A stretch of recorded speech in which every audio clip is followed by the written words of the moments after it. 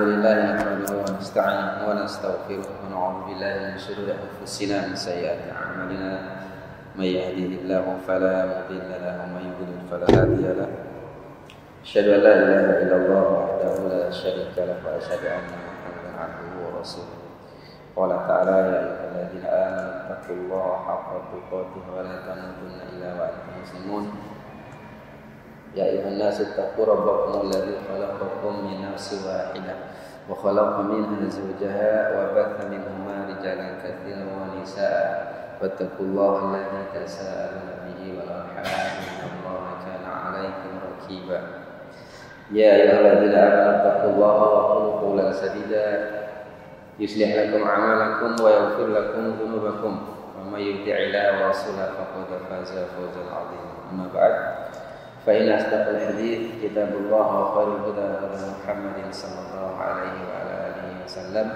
وشر الأمور محدثاتها وكل محدثة بدعة وكل بدعة ضلالة وكل ضلالة في النار اللهم صل على محمد وعلى آله ومن تبعهم بإحسان إلى يوم الدين. Alhamdulillah ikhwafillah jemaah sekalian rahimani wa rahimakumullah, pada malam hari ini Allah Subhanahu wa taala kembali kumpulkan kita di masjid kita yang kita cintai ini, Masjid Husnul Khatimah. Sering saya sampaikan, mudah-mudahan kita semua ini bisa husnul khatimah semua. Amin. Sebagaimana nama masjid. Dan ini akhir daripada kehidupan seseorang yang sangat beruntung, yang kita cari adalah husnul khatimah. Ya, akhir yang baik.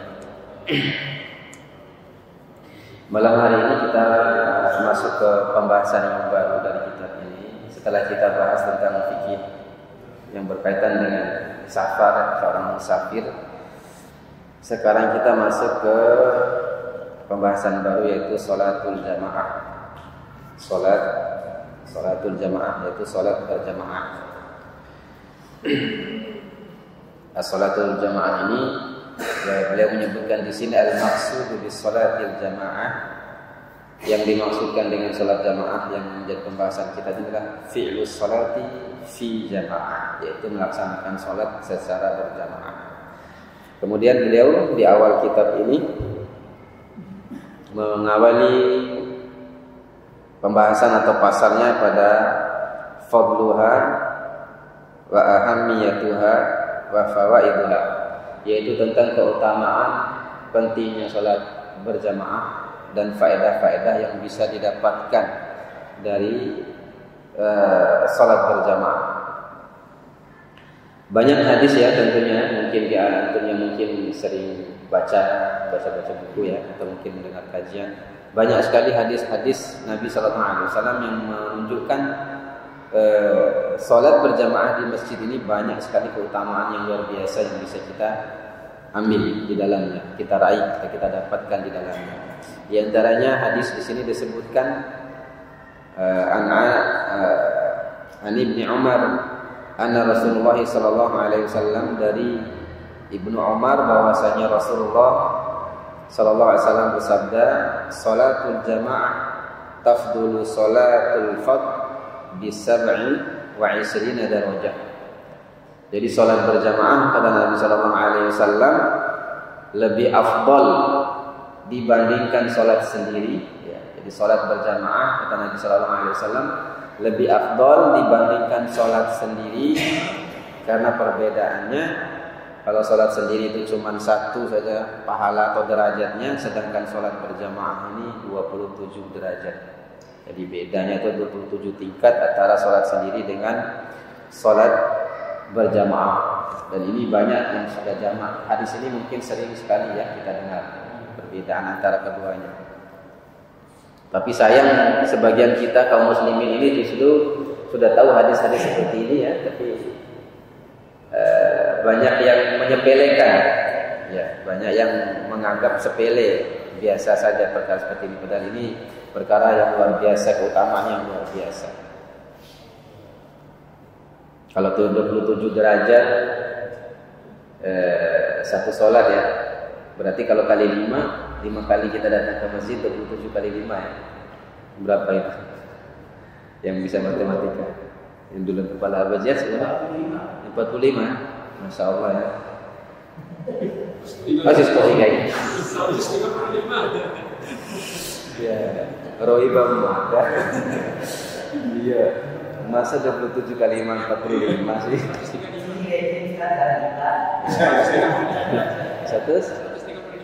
135.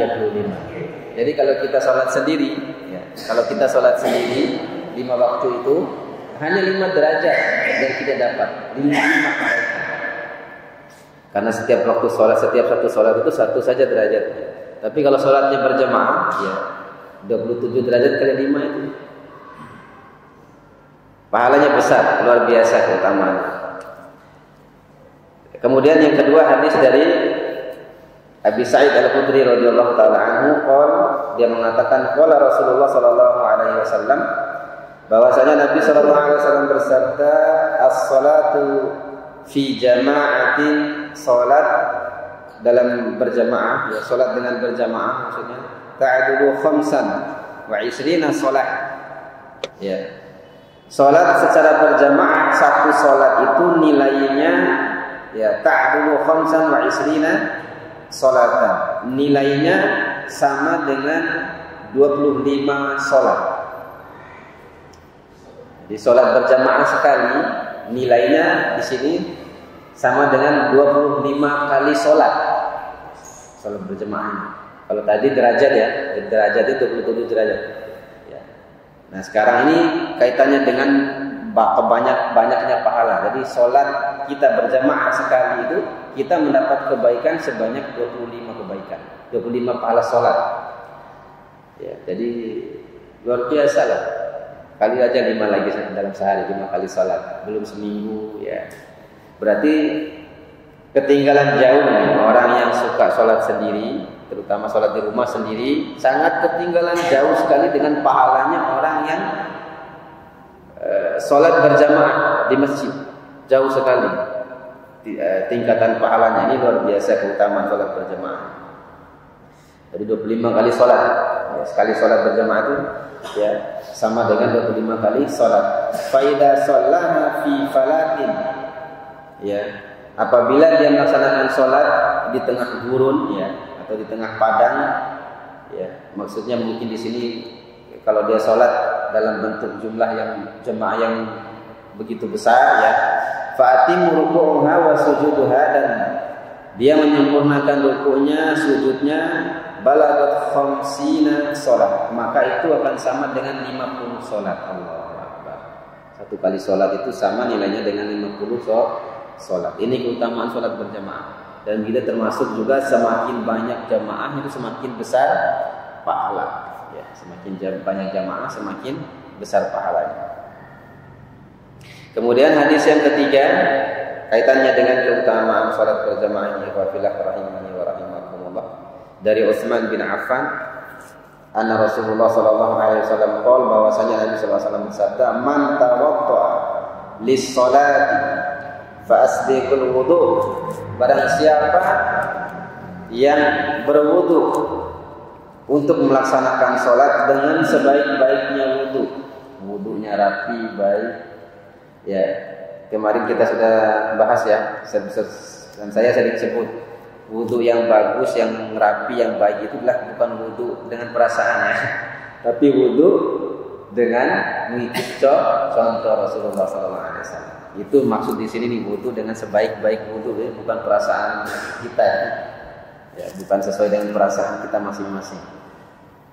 Jadi siapa yang berwudu dengan sebaik-baik wudu, kata Rasulullah sallallahu alaihi wasallam, "Tsumma masya ila salat al-maktubah." Kemudian dia berjalan ya menuju tempat salat ya. Salat wajib ya. Fa shallaha ma'an nas, kemudian dia salat bersama manusia, au ma'al jamaah, atau bersama jamaah, au fil masjid, atau di dalam masjid, ghufirallahu lahu dzunubuhu, maka Allah Subhanahu wa taala dengan itu akan mengampuni dosa-dosanya. Dosa-dosa kita akan diampunkan oleh Allah Subhanahu wa taala. Ini jangankan salatnya, nunggu salat saja itu bisa dihapus dosa-dosa. Ya, saya pernah tulis di akun saya itu, wudunya ya kalau sedang wudunya kemudian berjalan menuju sholatnya bisa menghapus dosa, lalu bagaimana dengan sholat itu sendiri? Keutamaannya. Apalagi kita melaksanakan sholat ini dengan cara berjamaah.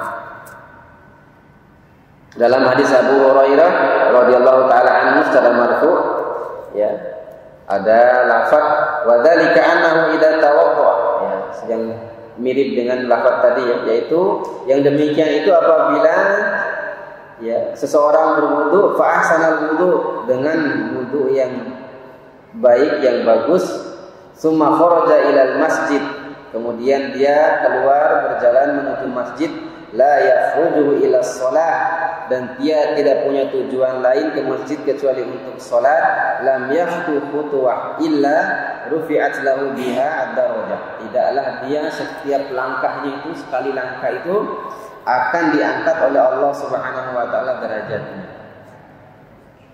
Jadi sekali langkah kita itu, ya, sekali langkah kita menuju masjid untuk melaksanakan sholat, Allah angkat derajat kita.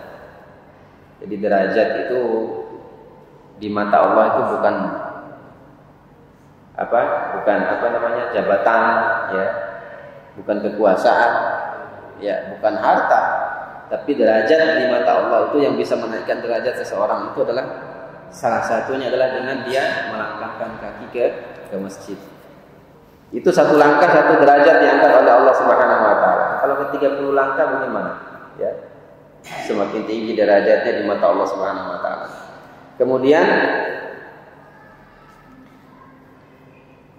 fa idza shalla lam tazalil malaikah tusalli alaihi ma dama fi shalah. Dan ketika dia melaksanakan salat, ya, maka malaikat selalu mendoakannya. Dari rumah sudah dihapus, ditinggikan derajat, sampai di sini kalau kita sholat, malaikat selalu mendoakan, ya. Apa doa malaikat? Ya. Allahumma sholli alaihi, ya. Allahumma irhamhu, ya Allah, ya. Rahmatilah dia, ya Allah.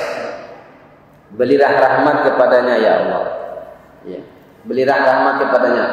Ya, wala yazalu ahadukum fi sholatin, ya, ma intidharus sholat. Ya, dan kata Rasulullah SAW, seseorang itu terus dicatat seperti pahalanya seperti orang yang sholat selama dia menunggu waktu sholat berikutnya. Ya, selama dia menunggu waktu sholat berikutnya. Ya. Tapi di sini para ulama menjelaskan, ya, menunggu di sini bukan dengan hanya sekedar cerita-cerita, ngobrol-ngobrol, tapi tidak. Ya, dia beritikaf di masjid, dia berdiam diri, banyak berzikir, membaca Al-Quran dan seterusnya. Ini termasuk orang yang tadi. Jadi selama dia menunggu, ya, setelah selesai sholat wajib dia zikir, kemudian sholat sunat dia selesai sholat sunat dia tidak mengobrol, tidak berkumpul, ya, tapi dia tetap berzikir. Selama itu duduknya tujuan dia menunggu waktu sholat itu, pahala itu selalu berjalan, tetap berjalan. Ya, pahala itu tetap berjalan. Ya. Ya, bukan ngobrol, ya, bukan diisi dengan ngobrol-ngobrol. Ya, apalagi waktu kadang kita ini asik juga kalau sudah ngobrol, ya. Orang azan masih ngobrol. Ya. Orang azan masih ngobrol, ya. Bahkan sahabat Nabi Sallallahu Alaihi Wasallam pernah, ya, di zaman Rasulullah SAW, seorang sahabat, ya, menegur sahabat yang lain, ya, karena asik ngobrol, masih azan, sudah azan mereka masih ngobrol, ada halaqah, ya, halaqah kumpul-kumpul. Ya, kata beliau, kalian ini datang ke masjid untuk sholat. Kalau tidak sholat maka diam saja, isi sembilan ditimbang. Ya, apalagi ngobrol sampai ketawa-ketawa besar-besar. Ini juga menyelisihi, ya, karena Nabi Sallallahu Alaihi Wasallam, ya, bersabda bahwasanya nanti akan ada di akhir zaman itu akan ada orang-orang itu berkumpul di masjid berkelompok-kelompok.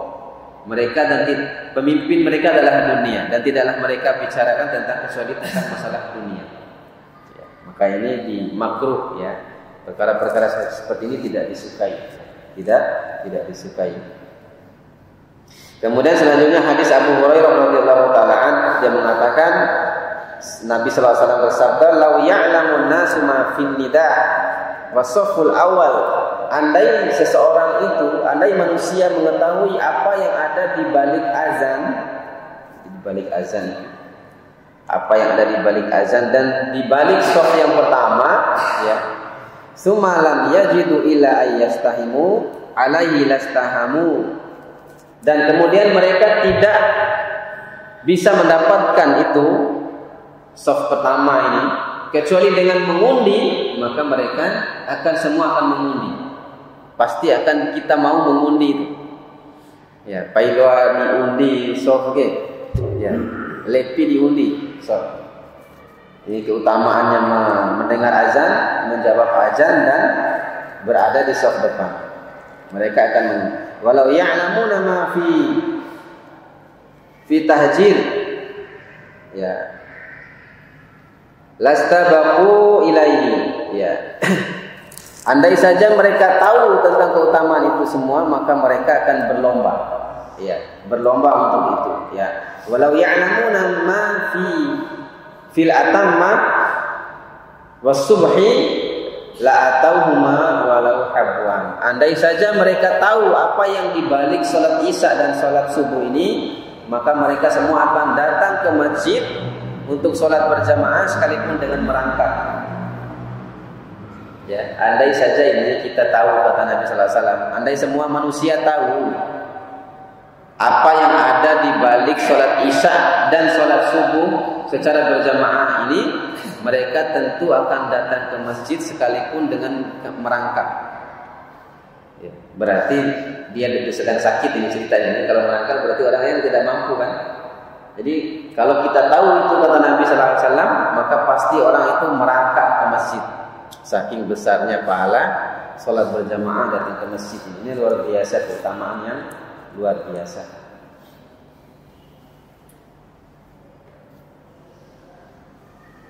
Dalam hadis yang terakhir ini disebutkan di sini tentang keutamaan salat berjamaah dari Utsman. Anna Nabi sallallahu alaihi wasallam qol, bahwasanya Nabi sallallahu alaihi wasallam bersabda, "Man shallal isya fi jamaah." Barang siapa yang melaksanakan salat Isya dengan berjamaah, faka'annama qama nisful lail, maka dia seolah-olah salat separuh malam. Kalau separuh malam berarti dari jam 6 sampai jam 12 lebih kurang. Jadi nilai sholat Isya berjamaah itu seperti kita sholat separuh malam tanpa henti, maksudnya ini. Ya, bukan istirahat tapi tanpa henti. Kalau sholat Isya berjamaah. Ya. Waman sholat subhi fi jamaah, dan barang siapa yang melaksanakan sholat subuh dengan berjamaah, faka'annama shallal laila kulluh, maka dia seolah-olah atau dia mendapat pahala seperti orang yang sholat semalam suntuk, satu malam penuh. Sholat subuh ini, ya, keutamaan sholat subuh. Ini keutamaan yang luar biasa yang tidak ditemukan dalam ibadah-ibadah yang lain, itu sholat berjamaah. Ini diantara hadis-hadis, ya, hadis-hadis yang menunjukkan keutamaan sholat berjamaah.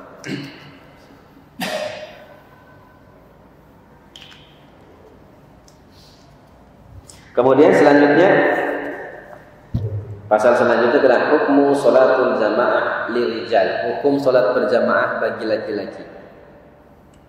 Hukum sholat berjamaah bagi laki-laki. Ini ada beberapa pendapat ulama tentang hukum sholat berjamaah. Yang pertama adalah al-qaulul awal, pendapat pertama tentang sholat berjamaah. Yang pertama adalah sholatul jamaah wajibah alal a'yan illa li'udrin. Sholat berjamaah ini wajib, fardu ain maksudnya. Wajibah alal a'yan, fardu ain, kecuali karena ada uzur, ini baru dimaafkan. Tapi ini maknanya apa? Kalau pendapat pertama ini, ya, maknanya ketika fardu ain berarti kalau ditinggalkan berdosa. Artinya ketika dia sholat sendiri atau dia sholat di rumah, ya, dia tetap sah sholatnya, hanya saja dia berdosa karena itu, karena dia meninggalkan sholat berjamaah. Ini pendapat pertama. Ini pendapatnya wa huwa ma ruwiya an Ibnu Mas'ud, pendapatnya Imam Ibnu Mas'ud, sahabat Nabi sallallahu alaihi wasallam, Abi Musa, dan di pendapat Atha, ya, wal Auza'i, ini para tabi'in ini, wa Abu Thawr, ya, wa huwa madhab Ahmad, dan dia adalah pendapat yang dipilih oleh Imam Ahmad bin Hanbal, wa Ibnu Hazm, ya, dan juga Imam Ibnu Hazm, wa huwa ikhtiyar Syekhul Islam Ibnu Taimiyah, dan ini juga pendapat yang dipilih oleh Syekhul Islam Ibnu Taimiyah. Jadi mereka semua ini termasuk sahabat tadi, Ibnu Mas'ud, ya, Abu Musa, ya, dan para tabi'in, begitu juga mazhab Hambali dan Syekh Islam Taimiyah memilih pendapat bahwasanya salat berjamaah di masjid hukumnya wajib, fardu ain, dan orang yang meninggalkannya berdosa kalau dia meninggalkan bukan karena udzur. Ini pendapat yang pertama. Dalil mereka apa? Dalil mereka yang pertama, ya, ini ayat wa idza kunta fihim fa aqamta lahumus shalah, surat An-Nisa ayat 102. Kata Allah dalam ayat ini, apabila kali kamu wahai Muhammad berada di tengah mereka, maka salatlah dengan mereka, salatlah bersama mereka. Ayat ini perlu antum ketahui, ayat ini adalah ayat berkaitan dengan peperangan. Ya, ayat yang berkaitan dengan peperangan. Jadi lagi perang saja, menurut pendapat yang pertama ini, ya, lagi perang saja Allah masih perintah untuk salat berjamaah, ya. Kan ada namanya salat khauf, ya, salat ketika peperangan, salat berjamaah. Jadi lagi salat saja itu Allah masih perintah salat berjamaah, apalagi di luar itu, ketika aman, ketika tentram, ketika tidak ada gangguan, ya, maka ini kata mereka menunjukkan wajib salat berjamaah. Ini dalil pertama. Dalil kedua, warka'u ma'ar raki'in, firman Allah Subhanahu wa taala surat Al-Baqarah, warka'u ma'ar raki'in, yaitu Allah di sini memerintahkan rukuklah bersama orang-orang yang ruku.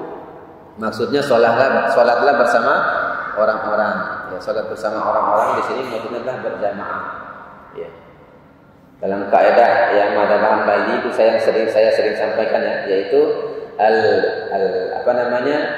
al aslu lil amri fil amri lil wujub, yaitu hukum asal daripada perintah. Kalau ada lafaz perintah Al-Qur'an, sunnah, hadis Nabi sallallahu alaihi wasallam itu menunjukkan wajib, ya. Kecuali ada dalil yang lain yang menjelaskan bahwa itu sunnah. Nah, ini ayat yang kedua yang digunakan. Kemudian hadis yang ketiga yang dijadikan dalil oleh Imam Ahmad, ya, bin Hanbal dan orang-orang yang sependapat dengan beliau di sini tentang wajibnya salat berjamaah di masjid, yakni hadis Abu Hurairah radhiyallahu taala anhu, bahwasanya Nabi sallallahu alaihi wasallam bersumpah, walladzi nafsi biyadihi, demi Allah yang jiwaku ada di tangannya, ya. Hadis ini hadis lumayan panjang, ya. Ini Nabi sallallahu alaihi wasallam ingin keluar membakar rumah-rumah manusia pada saat itu, ya. Jadi Nabi sallallahu alaihi wasallam itu ingin memerintahkan orang untuk mengumpulkan kayu bakar. Kumpulin kayu bakar, ya. Jadi Nabi itu ini hanya saja ini tidak terjadi, ya, tapi Nabi ingin begitu. Nabi ingin seperti itu, kata Abu Hurairah. Nabi ingin mengumpulkan orang-orang untuk mengumpulkan kayu bakar dan akan membakar rumah-rumah yang di dalamnya ada laki-laki yang sholat wajib di situ. Ya, jadi Nabi menunda itu tidak menjadi membakar disebabkan apa? Andai karena tidak ada laki-laki, perempuan dan anak-anak di dalam rumah, itu saja pertimbangannya. Ya, Nabi pertimbangkan itu. Jadi Nabi itu ingin membakar rumah-rumah di mana laki-laki sholat di rumah. Ya.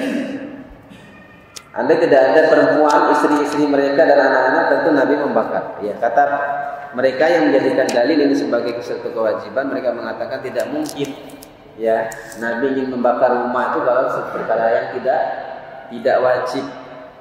Ya, perkara yang tidak wajib. Ini pendapat pertama. Begitu juga dalam hadis yang lain, hadis dari Abu Hurairah, ya. Dia mengatakan sabda Nabi sallallahu alaihi wasallam, "Ata Nabi sallallahu alaihi wasallam rajulun a'ma." Ada seorang laki-laki buta mendatangi Nabi. Dalam hadis yang lain ini disebut Abdullah bin Ummi Maktum, ya. Seorang laki-laki buta datang menemui Nabi, faqala, dia mengatakan kepada Rasulullah, "Ya Rasulullah, innahu laisa li qa'idun yaquduni ilal masjid." Ya Rasulullah, saya buta dan saya tidak ada yang menuntun ke masjid. Ya. Jadi saya tidak ada yang menuntun saya ke masjid, sedangkan saya buta. Fasa'ala Rasulullah sallallahu alaihi wasallam ayyurakhasa lahu fayusalli fi bait. Maka dia minta, laki-laki ini minta uzur, ya Rasulullah, minta uzur. Ya. Dia minta uzur, dia tanya kepada Nabi agar Nabi memberi izin dia sholat di rumah karena tidak ada yang menuntun. Ini orang buta, tidak ada yang menuntun. Ya. Kemudian farakhasa lahu, maka Nabi awalnya Nabi memberi uzur. Oh ya, boleh. Kamu kan buta, tidak ada yang menuntun. Sudah, kamu boleh sholat di rumah. Farakhasa lahu, maka Nabi memberi uzur. Falamma walla da'ahu. Kemudian setelah laki-laki ini berpaling pergi dari di hadapan Nabi, Nabi panggil lagi. Dipanggil kembali oleh Nabi sallallahu alaihi wasallam. Kemudian Nabi bersabda, "Hal tasma'un nida bis shalah?" Apakah kamu dengar azan? Kata Nabi sallallahu alaihi wasallam. Ditanya lagi, "Apa kamu dengar azan?" Kata Nabi sallallahu alaihi wasallam. Ya. Maka dia orang buta tadi mengatakan, faqala na'am. Dia mengatakan, "Ya Rasulullah, saya dengar azan." Maka Nabi bersabda, "Fa'ajib." Kamu wajib datang. Ya, kamu tetap wajib datang mendatangi tempat azan tadi. Ya. Ini orang buta, tidak ada yang nuntun. Kalau dia dengar azan, dia wajib mendatangi tempat azan di situ untuk sholat. Kira-kira di mana kalau tempat kita hari ini yang nggak dengar azan? Ada nggak? Sudah masjid sudah di sekitar kita semua. Ya, tidak hanya masjid sekarang ini, orang bangun musola di kampung saja. Saya saja itu sudah 2 musolanya. Masjid 2, musola lagi 2. Harusnya cukup sudah masjid 2 ini jamaah. Tapi dibangun lagi 2 musola. Sudah tidak ada celah lagi kita tidak dengar azan sebetulnya. Dan tempat-tempat sholat ini sudah dekat. Masjid, musola ini sudah dekat. Tidak ada celah lagi untuk kita meninggalkan sholat berjamaah. Ini orang buta, tidak ada yang nuntun. Nabi awalnya kasih keringanannya, kamu boleh, tidak masalah. Kamu sholat di rumah saja, tidak ada yang nuntun. Tapi Nabi panggil lagi, kalau kamu dengar azan tidak dengar, kamu tetap harus mendatangi tempat azan tadi. Insya Allah, ini orang buta seperti itu. Sudah azan? Hah?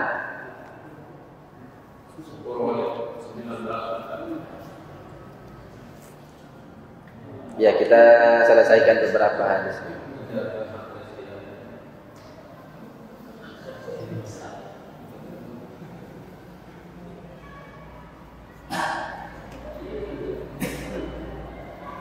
Sudah azan itu.